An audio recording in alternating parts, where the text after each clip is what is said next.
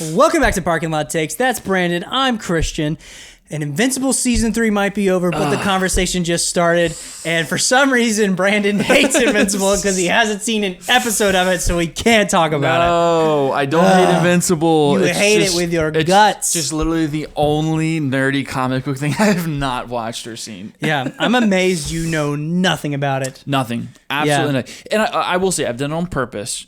Anytime something shows up on my feed, and it shows up every single day, I just swipe right past it. I don't want to see it because I know something I probably am going to like because it leans into things that I enjoy.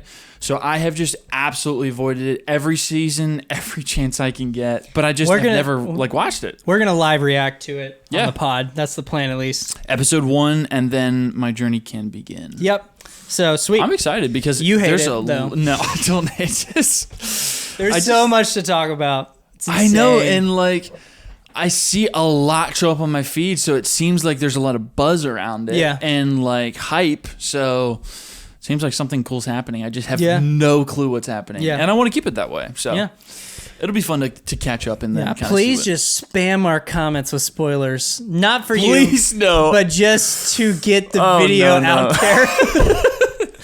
I will not be reading comments for weeks. Yep. All right. Well, that's okay. I respond. I'm the one who responds anyways.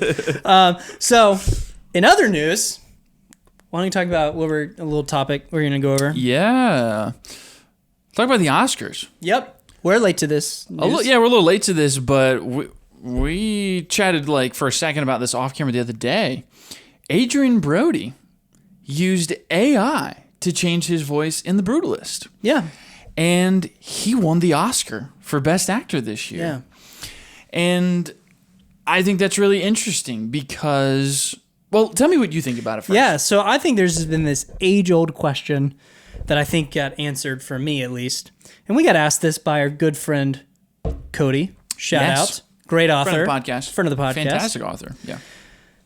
He asked us to talk about Oscars. Yeah, he did. That's right. And we're finally getting into it on this episode. So shout out the Codester. I've never called him that. I'm sorry if you hate it. But he asked us, one of the things was, that I pulled from what he was asking us was, do the Oscars matter? And with this new development, I can say absolutely freaking not. Holy cow. How in the world are we giving an award of Best Actor to someone who used AI? That's not fair. That's like giving it to AI. That's so dumb. Holy cow. Yeah. Why?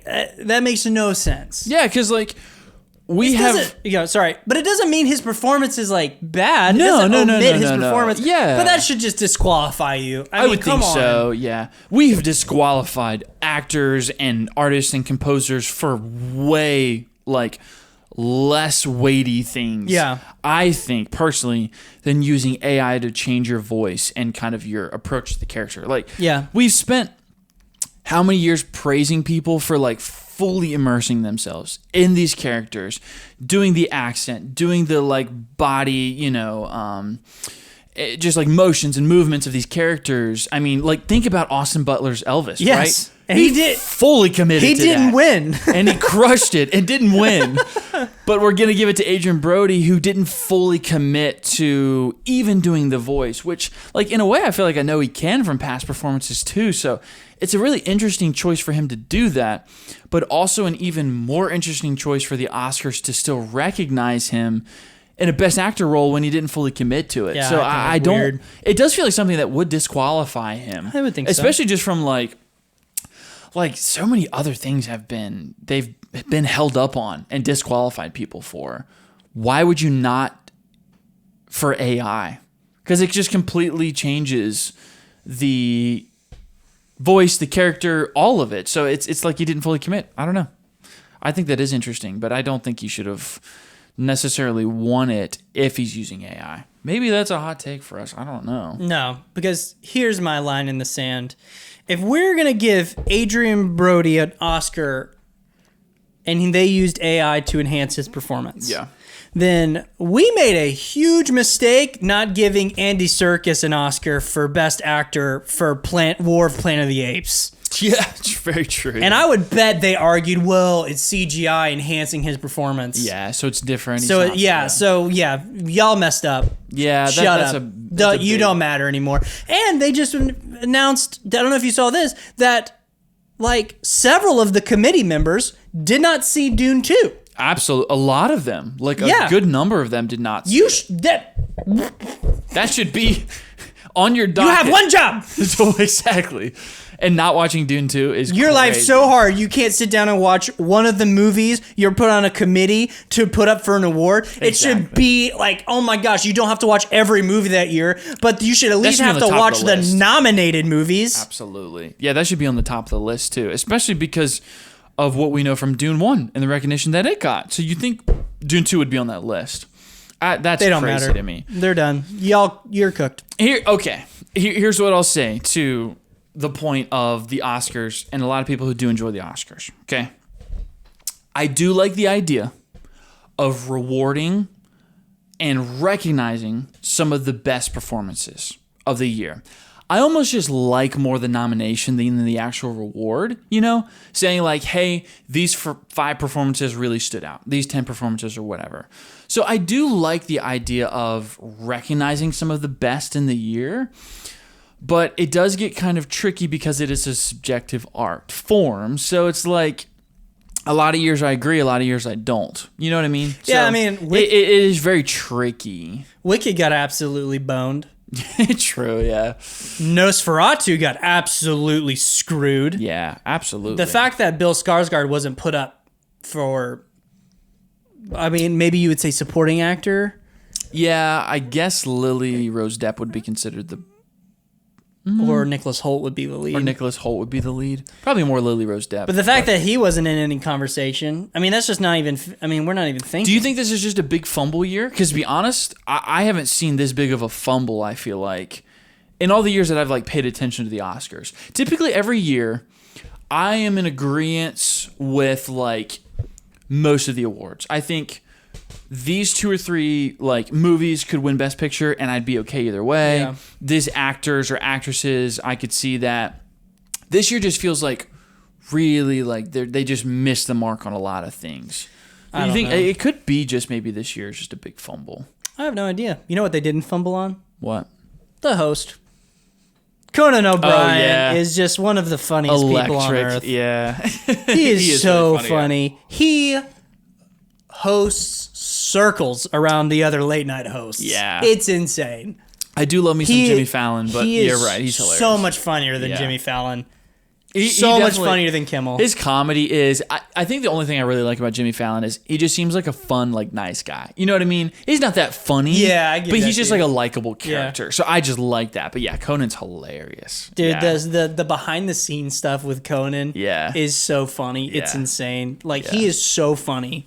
It's just not even fair to the other people. Yeah, it really is. He was hilarious. Especially on a year that is just very interesting. I mean, a lot of people think that this past year was a bit of a weaker year. Maybe you don't agree, but yeah, he really elevated that on a year where people probably didn't care as much. So funny. Yeah. So like, I think the Oscars. I think they matter in recognizing some of the best, but I don't think they matter in like saying that this is actually the best, like objectively, because I don't think you can really say that. Yeah, that's fair. But that's just my opinion on that. Yeah. That's the Oscars. That is the Oscars. A little take on the Oscars. We got something today. Well, as of filming, not of release. Yes, yeah. Happy Gilmore 2 trailer. We finally got. We had a teaser. We finally got the trailer. Looks funny. Looks like fun. You know what I took out of the trailer? They're leaning into the nostalgia. I got this sense of the trailer wasn't that funny, but it was like they were lingering on this like nostalgia beat. Yeah. That's kind of what I felt like from it. I mean, I'm excited. Don't get me wrong. I think it's going to be probably just like a lighthearted, fun time. I'm down for that. I love the first one. I think it's really funny. But it just kind of, I couldn't help but think like they're really leaning into the nostalgia of this. Yeah. And I'm like okay with it. I'll watch it. I'm absolutely going to watch it. But I was kind of hoping it would be a little bit funnier in the trailers. Like maybe they would do something a little bit different or new or like set up something. But we kind of just saw the old characters. I mean, I love golf, so it'll be fun to watch. Yeah. Because we saw some golfers Bryson in it. DeChambeau. Yeah. Rory's in Rory there. McIlroy. I need to see if he won his tournament today. He had playoffs today. Yeah. So, like, it'll be fun to see those characters pop in. That'll be hilarious. If he actually plays against them, that's so funny. That would be funny. That's so funny. Or if he's in, like a tournament and, like, one of them is, like, his partner or whatever. I think that'd be so funny. Yeah. But I'm excited. It'll be a fun time. Yeah. For sure. Yeah, definitely. Sweet. Happy Gilmore trailer. There hasn't been a whole lot of other stuff. I'm sure there's some things that we missed, but yeah. Let's see. What else do we want to talk about? I took a big, unless I'm skipping over something. Yes. I think so. Am taking a big step for myself. I know what you're talking about. Yeah. I'm excited that you are. And this is, I told someone this today and they were like appalled at me. Really? Yeah. They were like, what's wrong with you? Like, didn't you start a podcast where you talk about movies like that?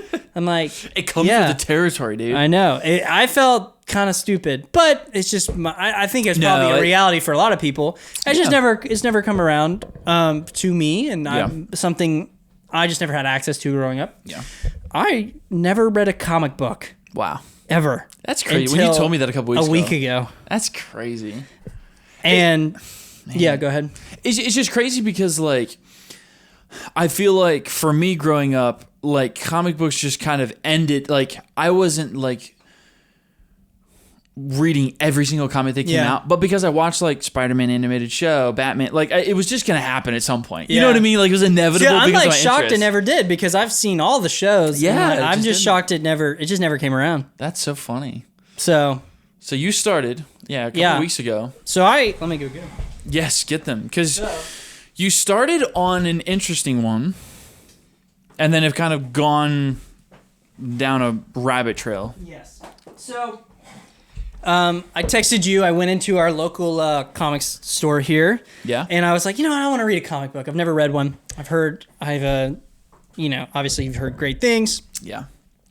A lot of what we talk about is very much relevant to something I've heard constantly is that everyone's favorite Batman comic is The Dark Knight Returns. I've heard that from so many people. Yeah. So I was going to start with that one. That was my plan. So I went to the comic store and I picked up Dark Knight Returns. Frank Miller. Yep. Incredible writer. Yes. So I picked this up and I read it. I had seen the animated Yes, that's right, because we talked about that. Yeah. So I had seen the animated movie. I would say mistake, because it's hard maybe going from the animated to the comic. I think the animated movie does a really good job. Yeah. And so there's not a lot left extra here. Yes, yeah. That's fair. Because I did the opposite. Yeah. And I felt like the animated show or movies brought it to life. And I was like, oh, this is incredible. It made me love it more. I'm reading this and I'm here. This is my understanding going into this. This is peak. Yeah. Everyone's like, this is incredible. This is the best Batman comic ever. It's so amazing. So I started reading it. I'm freaking struggling, bro. Really? I'll be honest. Like, I liked it. Yeah. But I thought I might have missed the train on comics. Yeah. I might not like comics. Man, that's so tough. Because I'm reading it and I'm just like, it's all right, I guess. Yeah. Like, it's okay. And it's the art's cool. Sometimes that though it's like hard to see, and I feel like it's hard for me to understand what's going on. I'm like, did I just miss the and I know the general story because of the movie. Yeah. And I could see this being great if I hadn't seen the movie. So my take is gonna be like, reading this an experience, it's a 6 out of 10. Wow. Me. Like, I struggled to read it. That's fair though. And I only read it because I'm sorry. I'm just sorry. This is my first comic. Dang. I had such high hopes. I read it and I was like, wow, I don't like if anyone was like, should I read the Dark Knight comic? I'm like, if you're going to ask me, I'd go watch the animated movie. Yeah. Okay. Here's what I will say. If you're trying to get into comics, this is probably not the best entry point. And I just didn't think through it because I think it's such a great story and it's done so well. And but it wasn't the first one I read. And that's the problem. I read a lot of comics before I read this. Yeah, I knew the story. Yeah. So I didn't think the story was particularly like interesting. Yeah. I felt like I thought I was expecting a lot more of the struggle with Bruce with Batman. Yeah. And he just kind of like jumps into Batman. Right I'm sorry,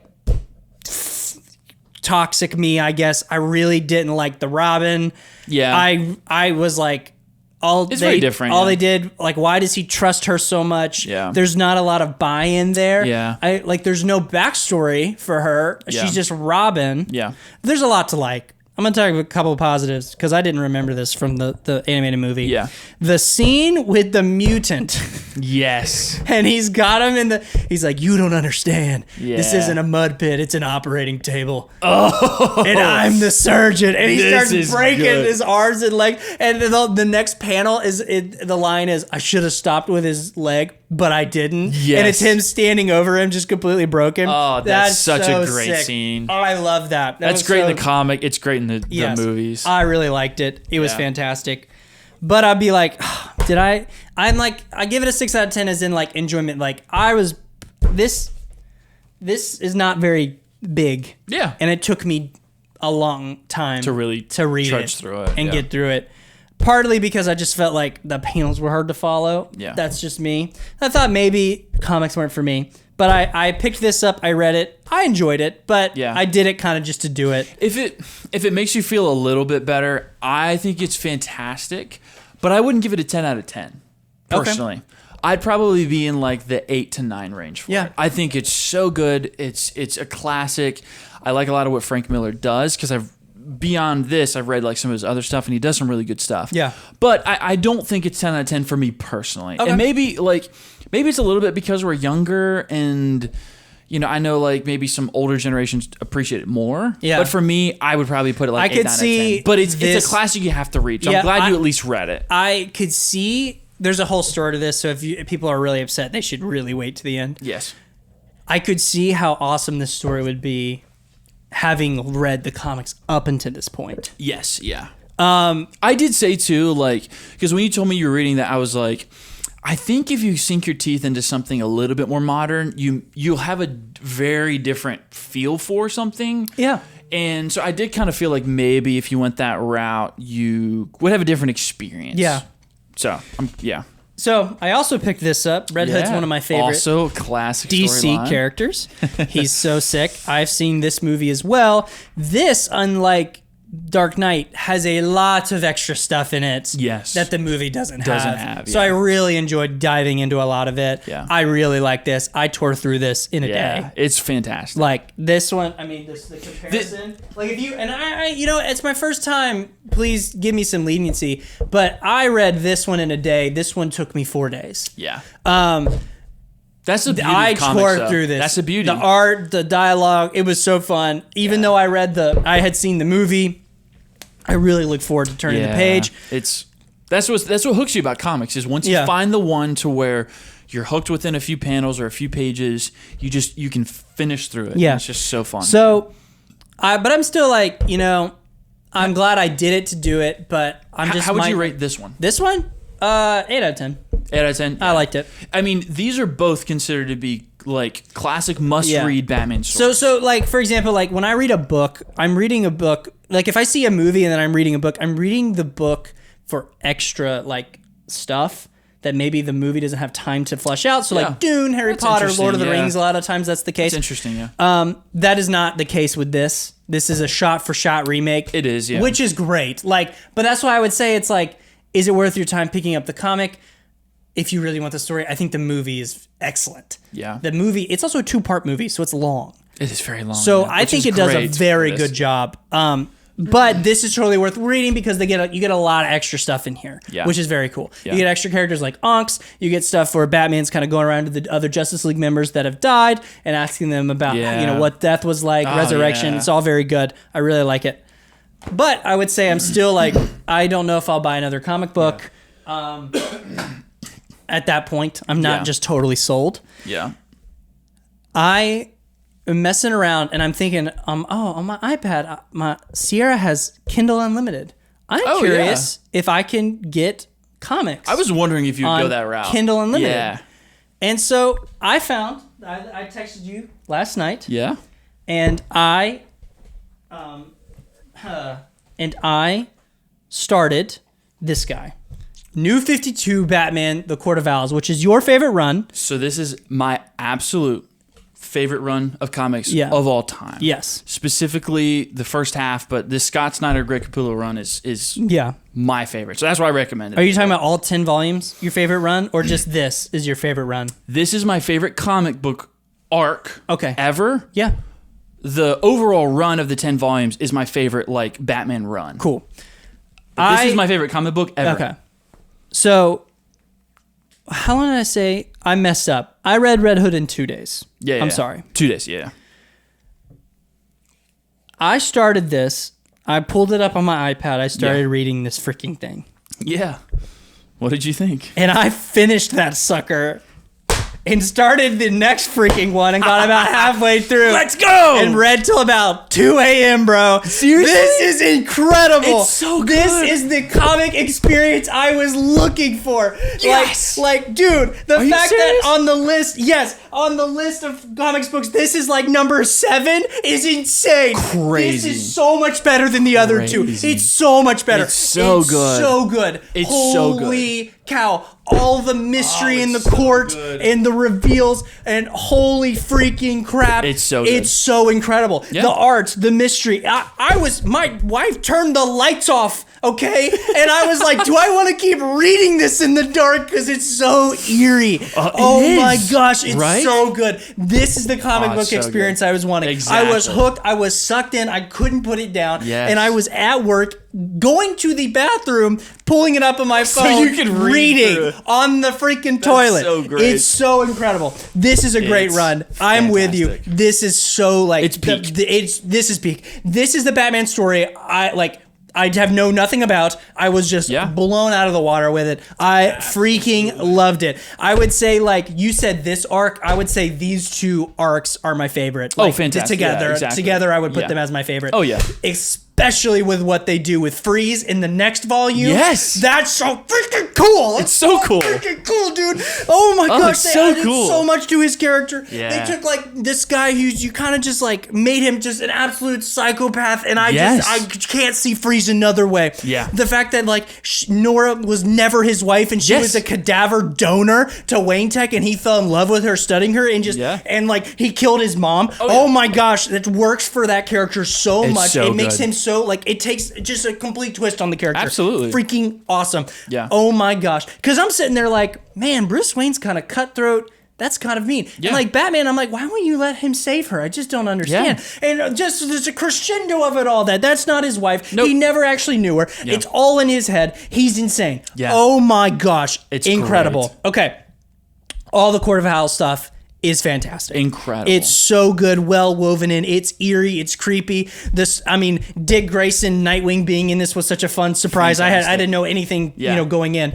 Red Hood's in it for like one panel. Yeah. But all of it's very good. Their dialogue together is so good. Mm-hmm. Alfred's great. Oh my gosh, just a masterclass in writing is the contact lens tech piece to introduce all the characters to you in the comic book, because it pulls up a little like profile of like identification. This is who it is. This is who it is. Perfect. So perfect. Oh my gosh, like without having to be like, this is Robin. Like, oh my gosh, it's so perfect. And it's seamless. They don't have to like linger on a character and explain them. It's just boom in one little bubble. You know who it is. Move forward. Right. I'm down. So going on, Talon comes out, starts murking, whatever. I'm super into it. Dude. I think it's so sick. Then we get into the maze stuff where he's been gone for like 8 days. It is some of the greatest writing. Oh my gosh. And psychological like thriller. That's where I was when the lights went out. So and I was good. like, do I want to keep freaking reading this? The art too is what I love, because like there's one panel specifically, I'll see if I can find it. It's so good. It's Batman and like this owl looking, like it's driving him into madness. It's so freaking good. It's that one right there. Yep. That is so genius to me. It's psychological, it's gritty, it's creepy. There's other creepy moments in this overall run that I don't know if you've gotten to it yet, but dude, the art is so good. It's different and it's so freaking good. All the maze stuff, just like breaking Batman down to like his just absolute primal like instincts is just so genius to me. And it's like, so it genius. just never stopped. Like, it was just such a great mystery. Yeah. Like, I'm sorry. I've read.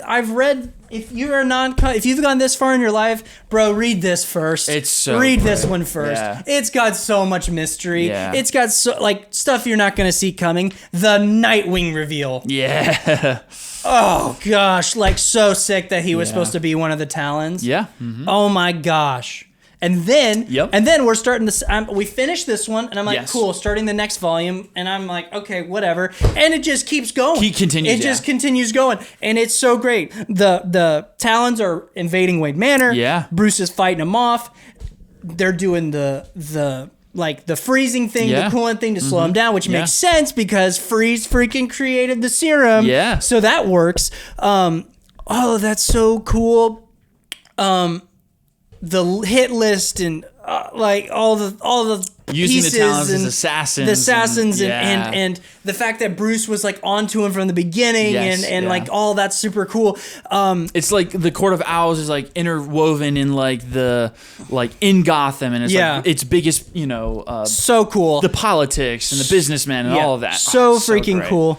I get to the part Batman shows up at the house he's already been to. Yeah, and everyone at the table is dead. Yeah. And I go, that's so lame.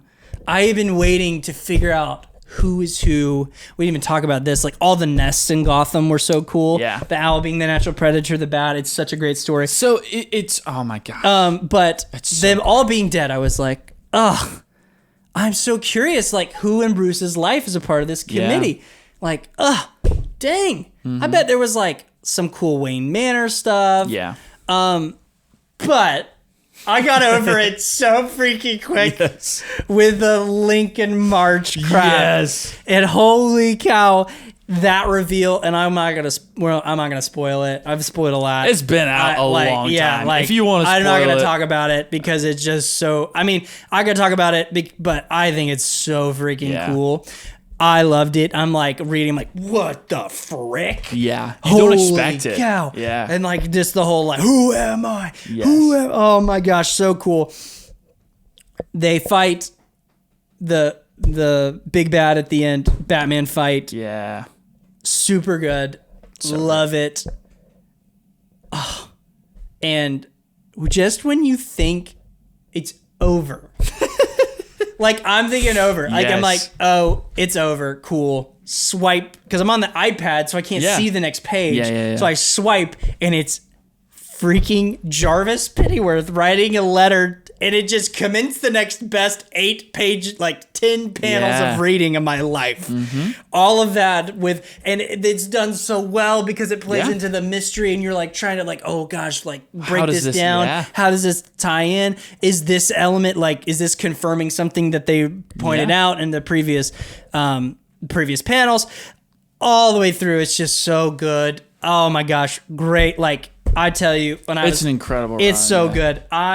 You see why it's my favorite. I already started 3. It's so good. This is the comic book experience I was expecting. Yeah. A great story with great twists that I don't see coming. Yep. It's so interesting. Yeah. There's like so much I love about the like narration side of things, and it's so good. There's a lot of good lines in there. Being in Batman's head, it just works. Like the so stuff well. in Batman's head's very, very cool. Just him kind of processing and thinking through it. You know, that's why like it's cool when we kind of get the moments in like The Batman, like with Robert Pattinson, because you get a little bit of that. That's why people say like, oh, it's very comic, accurate. Yeah. And there's just, I love too that you enter into this with an already established Batman, who you see some of the villains, you know that this world is already lived in, because this run starts, I mean we have so many years of history there, but I love that we're lived in. We can just kick it right off, give us a good story, talk about Gotham, talk about Batman, and just have fun with it. And just the visuals are so good. No, I mean, gosh, the art is I can't believe incredible. They haven't done that yet. Do that with Pattinson. Oh, I've been saying that for so long. Matt Reeves,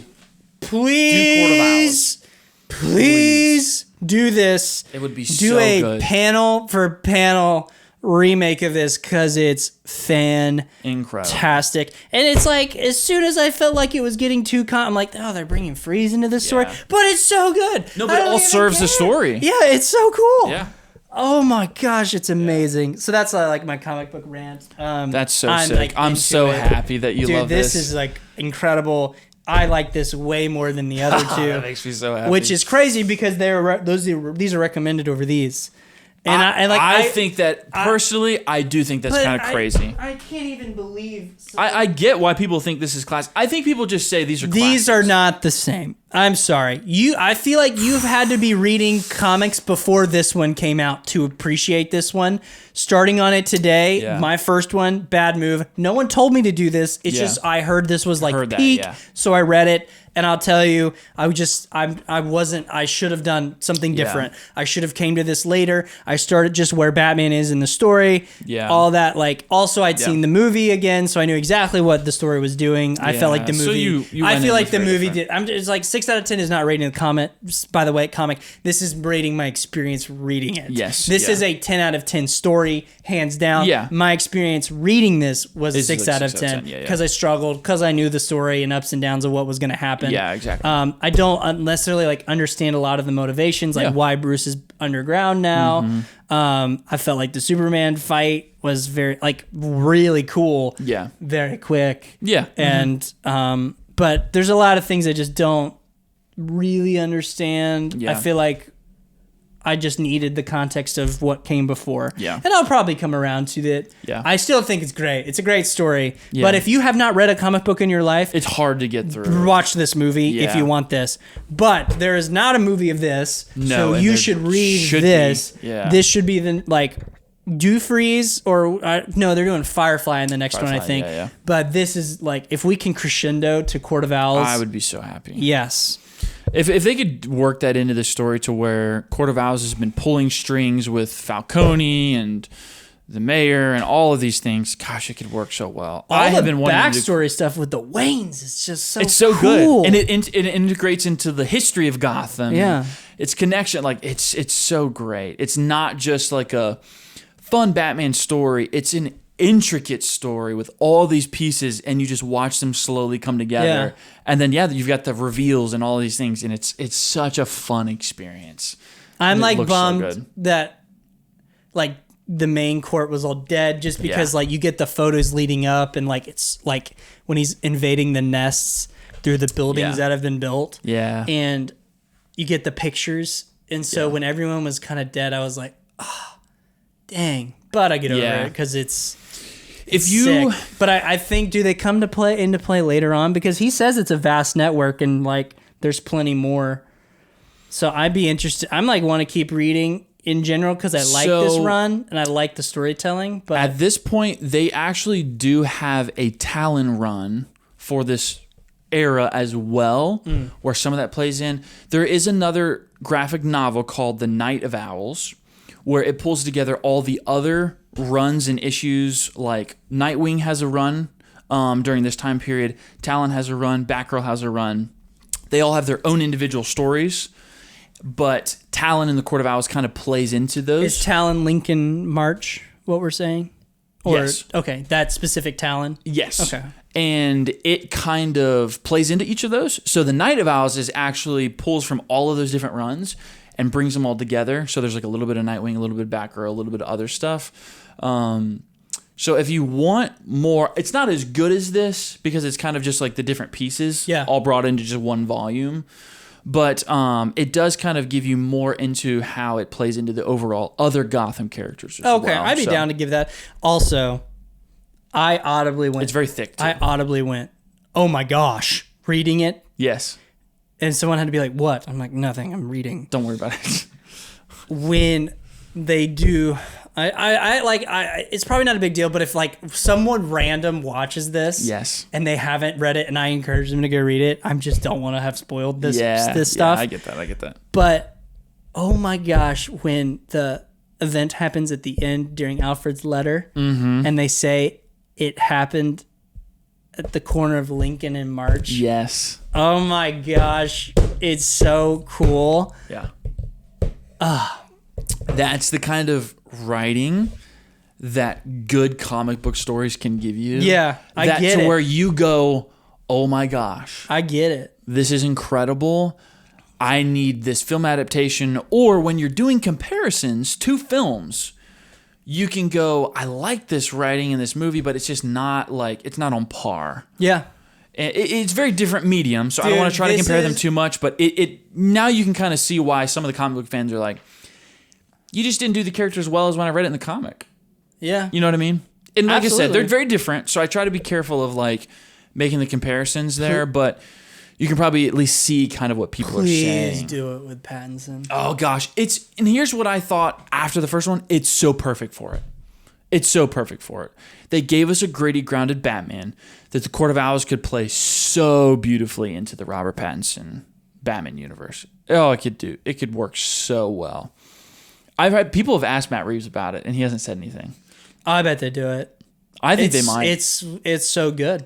I think enough people have asked him, or there's been enough like fan buzz around it that it's at least on his radar. I'll say that. They done it in Gotham. I don't know if you watched They did the do it in Gotham Gotham, show. yeah, and I was very disappointed by it. Yeah. It's like fine. Like I think that show is just fine. I kind of fell off at some point, but they tried, and I just was like, this doesn't feel like how I wanted it. Because it's not like a true Court of Owls. Is it just the Court of Owls stuff that lost you in Gotham? Oh no, a lot of other stuff lost me really? too. Interesting. Yeah, it's like it's not a bad show, but it kind of dragged on, and like I know that Batman wasn't the point of the show, but Jim Gordon was kind of interesting, but some of what they were trying to do with the villains and integrating them just didn't quite work for me. We might have a hot take that might make you mad. Please don't say Can we wrap up our comic book discussion? I Yeah. can give it if you want. Go read New 52 New 52 Batman run. Scott Snyder is an incredible writer. Greg Capullo is a fantastic artist. Yeah, it's definitely. I'm excited to see it. There's a lot that happens in 10 volumes of graphic novels. No, the Death in the Family's next. I'm very curious because like Jason Todd's already a thing, so I'm curious what that is. Yeah, coming in at. So here's what I'll say. So thinking through just like the art in this and how creepy and like gritty it is. It does very interesting things with the Joker. I'm excited. I've seen the cover, so I'm finally reading staple. It's a very face Joker. It's so a I'm very excited. mature, very. It's very good though.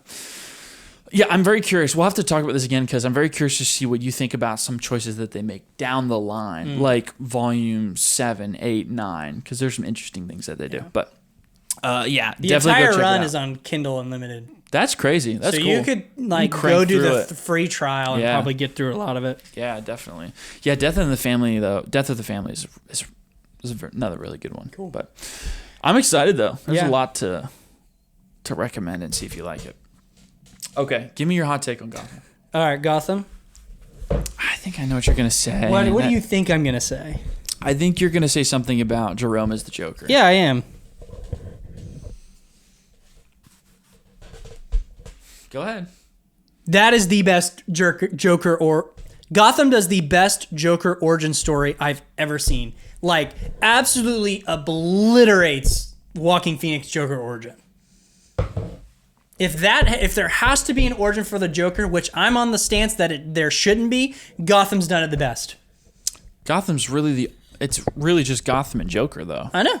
That's what I'm saying. I'm saying it's so much better. And I can explain why. Okay. Please do tell. Because Jerome, here's why it's so great. Jerome is just the classic Joker. Like, who you think. Like, he's insane for insane's sake. He does the crazy things. He does the staple face, which is a cool homage. Yeah. He's very, like, his laugh in season 1, like, that reveal when he's, like, killed his mom. That reveal's great, by the way. I don't know if you remember it. Yeah, but that reveal's fantastic. That is, He does all these things.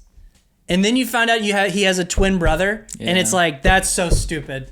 That's so bad. Yeah. I hate that so much. But then to freaking do the reveal that Jerome is the victim to his twin brother, and his twin brother is the one that's actually psychotic and made Jerome who he is, because he basically did everything, whatever he wanted in his life, and he was so smart and he was so witty that he made Jerome take the punishment for all of it. So he made Jerome. That's so sick. That's the Joker origin story you would want. That he's psychotic, he's calculated, he's the smartest guy in the room, and you don't know it. And so when he becomes the Joker and you reveal all that wait, do we have those mixed up? Jeremiah and Jerome? I think Jeremiah's the brother. Jeremiah's the twin brother? Yeah, and Jerome is the... Okay, so when Jeremiah is... they do the makeup, I loved it. I thought that was the best, because it totally flips it on its head, because it's like, this is like a fine Joker with Jeremiah, but the actor does a fantastic job. But to reveal it that this guy, for 5, 6, whatever seasons that you think is the Joker, is the victim to the actual Joker, is sick. I don't care. It's so cool. If you gotta make one up, that's great. I love it. That's way better than him just having a mental disorder and being very bullied by society. And that's because if you want to the Joker that can fight Batman, that's that guy. The guy who fooled everyone in his life, even their parents, even his own brother, into thinking he was the messed up one. That's fantastic. I don't like other executions, you can just not like it, but if Joker has to have an origin story, they've done it the best out of what I've ever consumed. Yeah, I just think that I don't almost consider Joker even like a... It's so like Elseworlds that it almost doesn't feel like a Joker origin. I know that it in a way it is, but I almost hate to compare the two, because Joker is so different and Jerome in Gotham is different but reminiscent, and it does feel like Joker. So to me, the only thing I would say to that is it's kind of hard to compare them, because Joker almost just feels like this random indie psychological thriller that just happens to be Joker. You know what I mean? Yeah, I mean, I think that's so. I think to your point, it's yes, it may be the best origin, but to me, it's almost the only origin we've got of a true Joker. That's not the common opinion. Plenty of people wanted Joaquin Phoenix's Joker to cross over with Pattinson. Plenty of people wanted him to cross over into other things and continue. That's a terrible take. I don't think that works. That's awful. At all. He wouldn't be good. No, it wouldn't work. If you're doing Joker origin story, that's how you freaking do it. Because Arthur is not necessarily like a criminal mastermind. No. He's just insane and does insane things and kind of socially invokes this response. Yeah. But he's just criminally insane. He's not like a calculated mastermind working the pieces per se. Yeah. So it doesn't fit in a real Batman world as a counterpart to Batman. But I think you're right. I mean, I think the Jerome stuff is really interesting, and I was kind of there with it. I think towards the end, maybe they dragged it out a little bit longer for my taste, and maybe that's kind of why I fell off on towards the end of it. I did watch the very end. His final design is fantastic. With the hair, it looks awful, in a good way. You know what I mean? Good.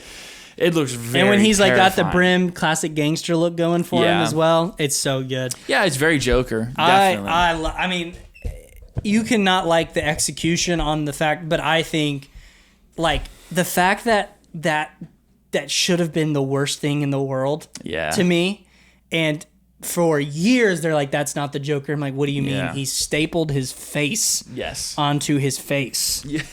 That's the Joker, and they're like, no, it's not. And then they do the twin brother thing. I'm like, that's so stupid. Yeah. That's so dumb. Yeah. And then I'm just like, that's incredible. Yeah. They make it work. I love it. That's my hot take. That's interesting. That it's way better than. I don't think I've really heard that. I think it's fine. I think it's interesting, but I never really loved it. I think it's hard to beat, personally. Yeah. Because if you have to have a Joker origin, it's not enough to just be broken down by society. Killing Joke does it that way. Yeah. If you have to have one, I don't think you can beat that one. Personally. Huh. It's so interesting. Yeah, it is. This guy, how sinister that guy was. Yeah. To have done that to his twin brother, for Jerome to be the victim to Jeremiah his entire life, is fantastic, and that guy and Jeremiah's becomes the actual Joker is incredible. It is absolutely amazing. If you have to like give something that inspired the Joker, people want to say like, oh, Joaquin Phoenix inspired that universe's Joker. I always think that's lame, but for the fact that the Joker inspired the Joker in a way is fantastic. I don't care. It's incredible. Yeah. I love it personally, but I think it's way better, and I think it's hard to beat because that guy could fight. Like, that other guy already sets Jeremiah to be someone, a rival to Batman. Yeah. Intellectually. Mm-hmm. So. Yeah. Isn't that our Cal Kestis? That is our Cal Kestis. Isn't that interesting? Talk about range. He's a great actor. Talk about range. I mean, because he showcases it a lot as the Joker character. All right. Wow. Interesting Gotham take. Yep. Wow. I don't think I've quite heard that. Let's do the bracket. All right. Let's do the bracket. All right. You want to rock, paper, scissors for it? See who goes first? Nah. You just want to give it? You want me to go first? All right. I'll take it. So explain what the bracket is. So this is a bracket, 10 round, or we're both going to do 10. Both going to draft 10 movies over the last 10 years. 10 years, decade. The last decade. So we can pick anything between 2015 and 2025. Okay. I'm going to get pick number 1. It is tricky because I'm leaning towards a couple different ones. I feel like if I take one of these, it's going to piss you off, but you know what? Here's what I'm going to take as my number 1 pick. 2019's Parasite. Okay. That's my number 1 pick. Nice. All right. Give me 2. I think you messed up, man. I think you might think that. Yeah? I'm taking Into the Spider-Verse, and I'm taking The Batman. The Batman? I mean, those are solid, but I mean, I would put Parasite over those, absolutely. Really? Yeah, absolutely. That's insane. Mm-hmm. I mean, Parasite, Into the Spider-Verse, Batman, they're all up there probably in some of my favorite films, but like, I would definitely still put Parasite over both of those. I can't. But those are solid picks. I didn't take. I thought you were taking Into the Spider-Verse first round. Really? That's what I thought you were doing. That's interesting. I am going to take Oppenheimer. You got another one. I'm going to take Dune 2. Dang it. I knew you. That's the one I thought you were going to take. So I was thinking maybe Dune 2 is 1 just to send you for a loop. And then you didn't take it. I was like, oh, okay, maybe he's not as worried about it. So I'll take Parasite, Oppenheimer, and Dune 2. All right.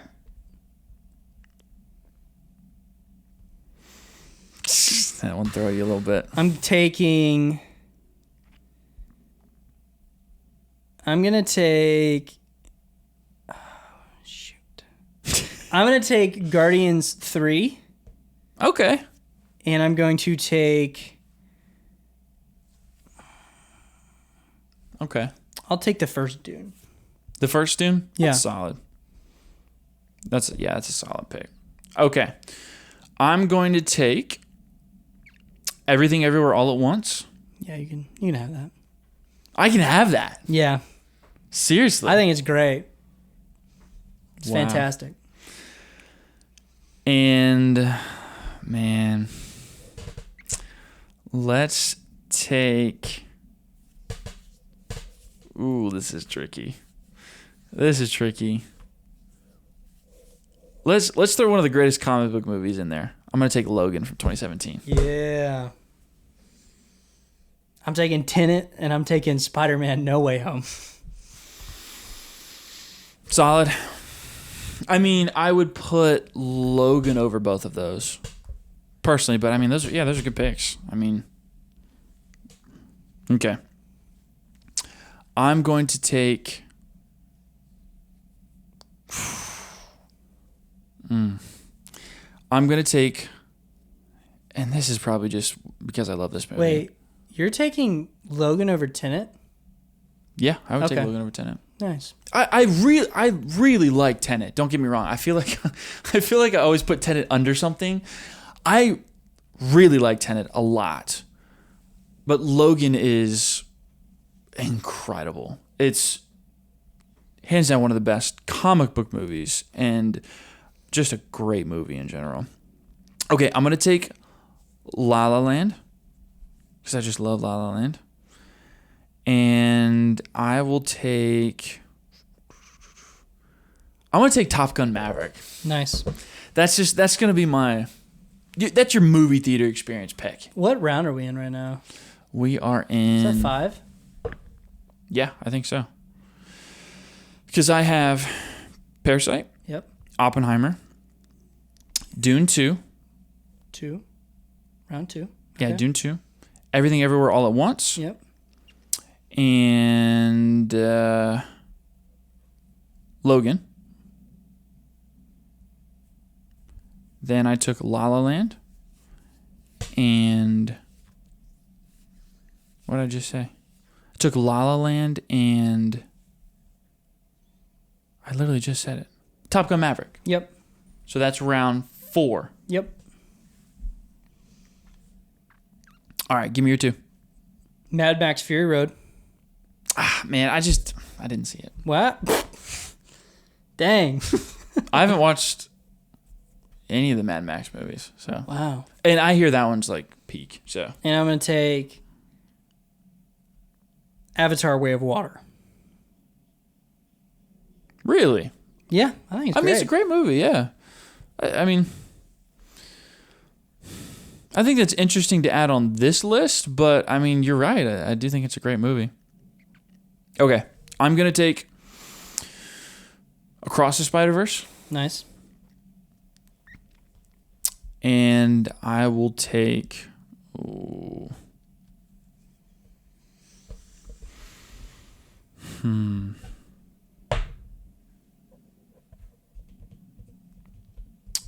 I think I'm going to take Dunkirk. Dunkirk. 2017. All right. Yeah, Dunkirk is fantastic. Side note, you know what I thought of when I gave my my top Nolans? What? My top 5 Nolans? I forgot about Dunkirk. I I probably would have put Dunkirk up there. Yeah. Anyway, Across the Spider-Verse, and I'll take Dunkirk. Okay. Do I get 1 now? What is the deal? No, I get another 2 round, don't I? No, I don't. That was 4. This is 5. So you get 1 more. Yeah. Okay. I'll take Civil War. Civil War's a good superhero pick. Yeah. Good thing it's not for us to decide. True. Man. I mean, I think like some of it does go into maybe preference. Oh, it's 100% preference. That's what I did. I did not pick movies I thought were the best. Yeah, like I picked more like my favorites out of them. Yeah. So that's why I picked Parasite first, because Parasite's probably in like my top 5, top 10 of all time. Yeah. And I think it's incredible. So that's why I would pick it over something like in round 1, like The Batman. But I probably would have picked The Batman if you didn't. Yeah. Dune, I thought you were going to pick Dune 2, like right away. That's the one thing that kind of shocked me. I had Logan on my list, and I had Across to grab if you didn't grab it. Yeah. Top Gun Maverick was on there. No Time to Die was on there. The last James Bond. I think it's great, yeah. I wouldn't have thought about it to put it on my list, though. Mission Impossible Fallout. There's a lot. There's a good case for that. That's a really good one. I would not take... I recognize Everything Everywhere All at Once might be the strongest one on that list. Mm-hmm. It's just not, my favorite. And yeah, you're just lower can't than me. Explain it. I recognize so it's incredible. Yeah. It's just not my favorite. And I think it's great. I'm not saying it doesn't deserve all the love it gets. Yeah, I absolutely believe it does. Yeah. But it's just not it didn't probably just stick with me like other movies did. Yeah. I don't know why. It stuck with me. I adore it. I love it. And it's great. Yeah. I just was shocked. I was like, yeah, that was so good. I recommended it out the wazoo. And then it cleans up at the Oscars. And I was like, oh, wow, people really like this. Really like this, yeah. Yeah. But yeah. That's what it is. We'll clip it. Sweet. It's fun to just think through some other movies. We talk a lot about other I would stuff. like to go through the decades and do the 70s and the 80s. I think it's cool. We should do 90s. that. Spend some time. Just through like multiple episodes down the road and just kind of go through them. I think it'd be fun. Yeah. Just because you mean like do a draft on just the 70s? Yeah. Oh, that's fun. Yeah. Like the 80s would be really fun. That's what the person like that requested. Yeah. Is that we go like through each decade and do On each 70s because episode. that's Star That's Wars cool. and that's oh gosh, I mean that's Star Wars. There's so many classics across the 70s, 80s, 90s, all the way to current. Yeah. I think it'd be fun. We did a version of it, but I would let's like do that. to like do it, Let's start through, and that could give us a segment every week, or I think that's super fun. maybe like once a month we do a yeah. And we don't. I mean, we could do like top 5. We'd have to do 10. We could do 10. I'm trying to think if I could come up with 10 from the 70s. I probably could. Yeah, I actually looked at the list and I was like, oh, there's a lot. There's a lot here. Yeah. So. Oh, well, yeah, because, oh my gosh, yeah, because technically Star Wars is in the 70s, Jurassic Park. Like, there's a lot in the 70s. Yeah, I could probably do that. But yeah, that'd be fun. I say let's do that. But yeah. Sweet. Well, we got some comic book stuff out of the way. That's really fun. I'm excited to see what else I want to read. do more comic book stuff. It's cool, too, because it enters into the conversation when we're talking about, like, the Batman, too. Yeah. When we're talking about Superman. Like, other things, you know? So it kind of opens up the world. Yeah, I would love if James Gunn would, like, release, like, oh, you should read these Superman comics. He did. Oh, he did? I can't remember specifically. If you look it up, though, he did talk about it. Because he talks about the Supergirl, he talks about the Superman. It's like Superman Legacy, James Gunn, Superman comic inspiration. All-Star Superman. Yes, All-Star Superman is a very classic run. For All Seasons, Kingdom Come. Kingdom Come is fantastic. The art is beautiful. You read that more for the art. The Man of Steel. The Man of Steel, yeah. All-Star Superman, I have a feeling, is what he's really leaning into because All-Star Superman is just a very bright, very happy, very cool, very classic kind of Superman, but just brought into like the modern comics. Yeah. So that's what I have a feeling he's kind of leaning into. But yeah, he did kind of talk because he also gives one for Supergirl because they're doing the Supergirl movie. He talks about a couple other ones too. I actually thought it was really cool because when he took it over and he announced the projects, they did like a promo video where he's just kind of talking through it, and he gave all of his inspiration. I was like, oh, that's really cool. That tells me that he cares. Yeah. About like adapting some cool storylines and things like that. So yeah, comic books, they're sick, and you adore my favorite comic books. Dude, that makes me so happy. That was like what I wanted out of a comic book experience. That's great. That's what I thought I was getting with the Dark Knight.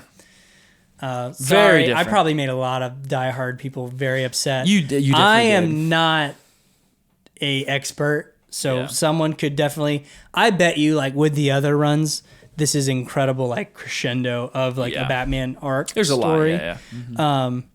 But there's just a lot that I just did not love out of my mind. Like I felt like he didn't care that Alfred died at all. Yeah, like it's just not addressed. He just kind of moves on. Yeah, I love the inner dialogue stuff. That stuff really shines with like the Bat and being Batman. I was rewatching Batman Beyond this week, and this is so good. So we're watching Batman Beyond, and basically Bruce thinks he's hearing voices, and it's someone using like audio tech speakers that's simulating like voices in his head, pretty much. And Terry's like, "How did you know you weren't going crazy?" And Bruce says, "Because the voice kept referring to me as Bruce, and I never refer to myself that way." Oh, wow. And I love that. I'm like, they get it. They get it. Yeah. And Terry's like, "That's my name now." And I'm like, "Shut up. That's the Batman." Yeah. Oh, it's so sick. But, yeah, that is a good moment. Yeah. But yeah, sweet. Sweet. We covered a lot.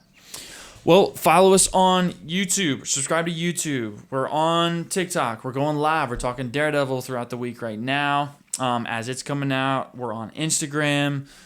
So follow on the socials, give us some feedback, hit us in the comments, tell us what you're thinking about.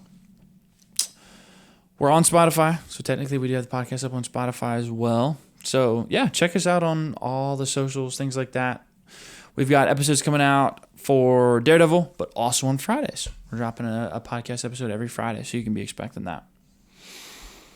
Anything else? Sweet. Yeah. That's a wrap, baby. That's a wrap.